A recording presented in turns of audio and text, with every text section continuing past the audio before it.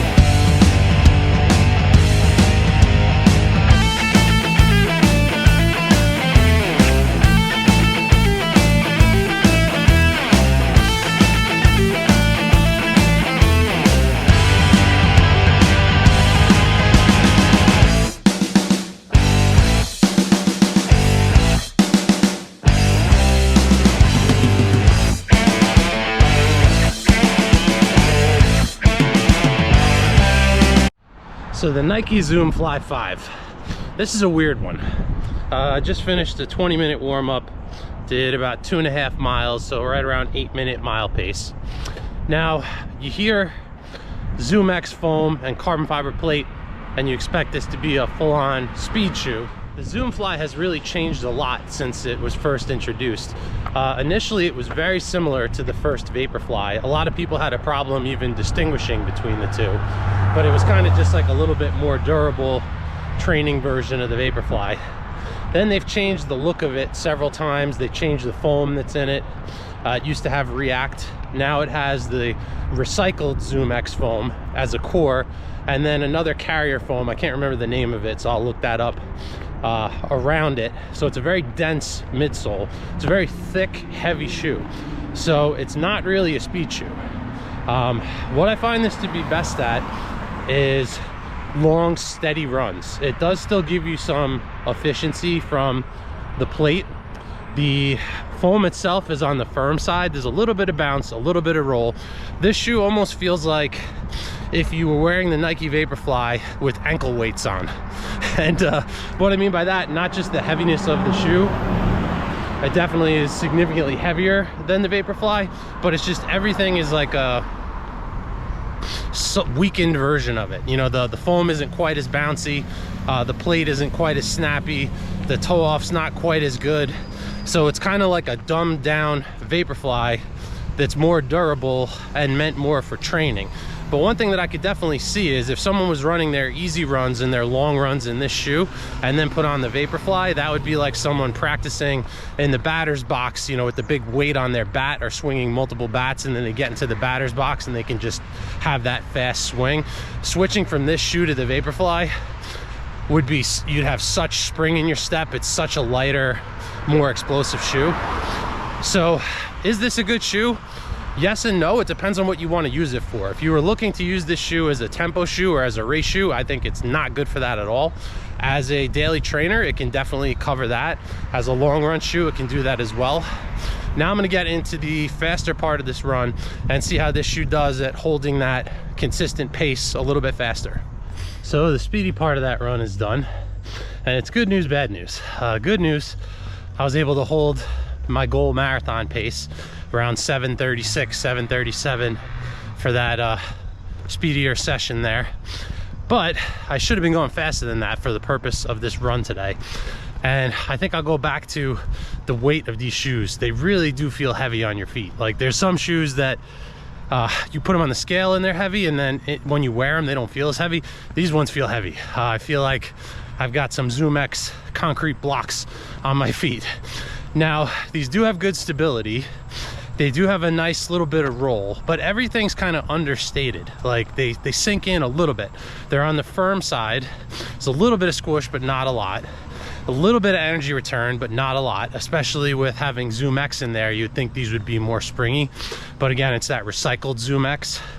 And the fact that you got a carbon plate in there means you should get some pop, some explosiveness from that toe off. But really, these feel like a smooth, stable kind of cruiser.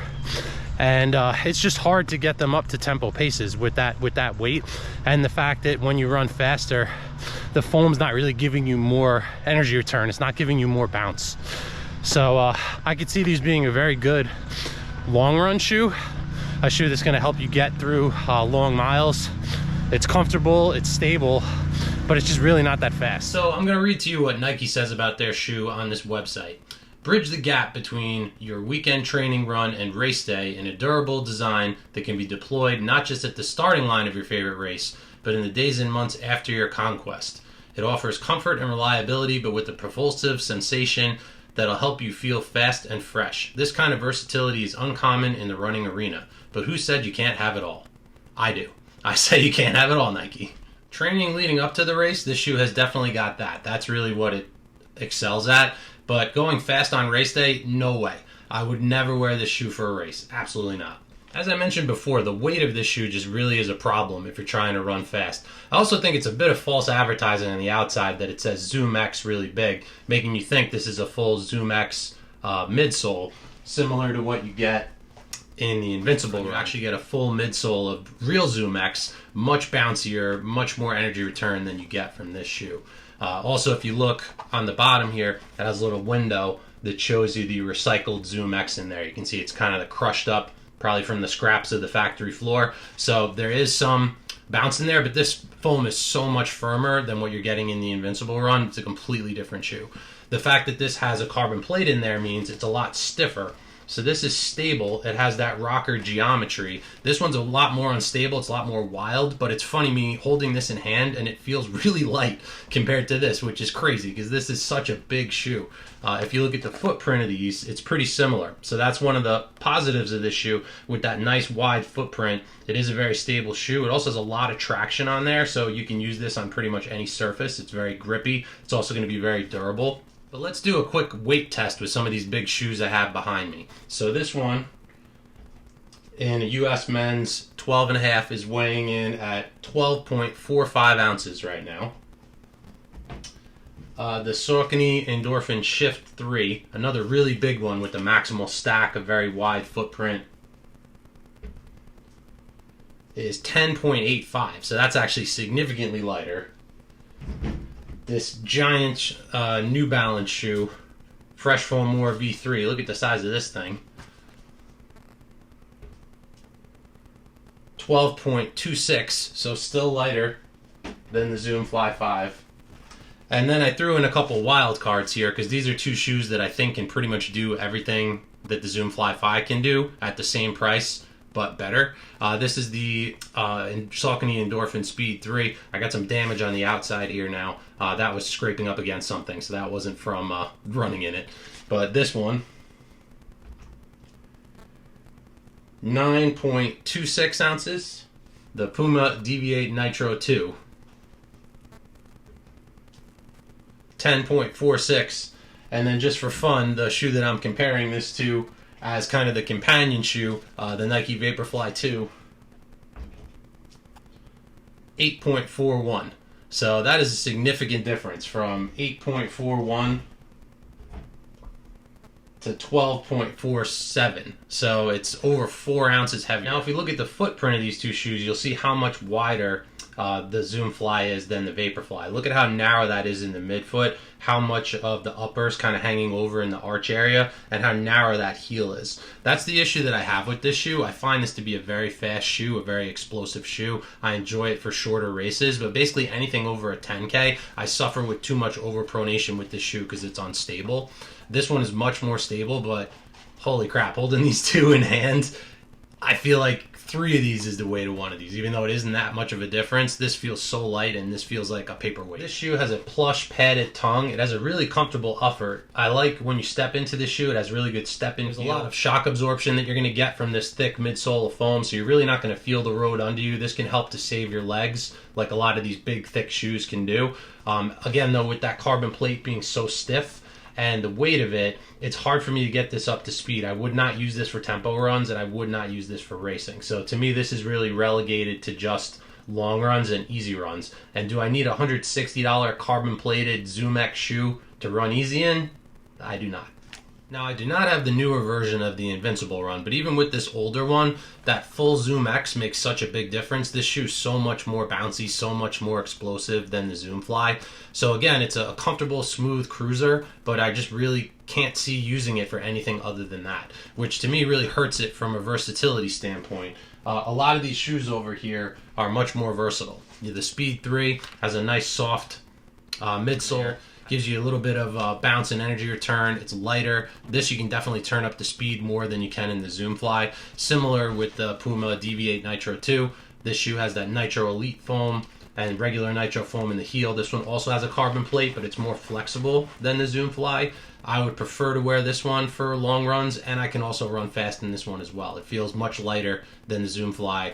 You can handle this for tempo runs. I even have run a 5K race in this. I had hurt my ankle a few days before this race, so I wanted a shoe that was a little bit more stable for a 5K, and there was also some trail in there, and gotta love the Puma grip for that. So this worked out perfect for that. Buy it weight or second rate for this shoe. If I paid $160 for this shoe and saw Zoom X on the outside, and I know it has a carbon plate in there, and I was expecting this to be like a stable race shoe, I would be very disappointed. I kind of knew what it was when I got it though, and I got it for more than 50% off. So more than 50% off, it was a good deal. So this would definitely be a weight. It's not second rate because there are still a lot of good qualities to this shoe. The upper's comfortable, it absorbs shock well, can help with those long runs, has good grip, it's going to be durable as well, but the weight is just something that I can't get over with this one. Now if Nike were to take the full real Zoom X midsole of this shoe and put it inside here with that carbon plate and maybe work on the upper a little bit to bring the weight down, then I think you'd really have a good training shoe that you could also use for racing. I appreciate the wider profile of this shoe being more stable, but again, it's a long run shoe, it's an easy day shoe. I don't need a giant, heavy $160 Easy Day shoe. So if you can pick this one up on sale, I think it's great for marathon training. You can put a lot of miles in it. It's going to be very durable. But do not bring this shoe out on race day. You will be very disappointed. That's all I have for today. Please like and subscribe, and I'll see you in the next video.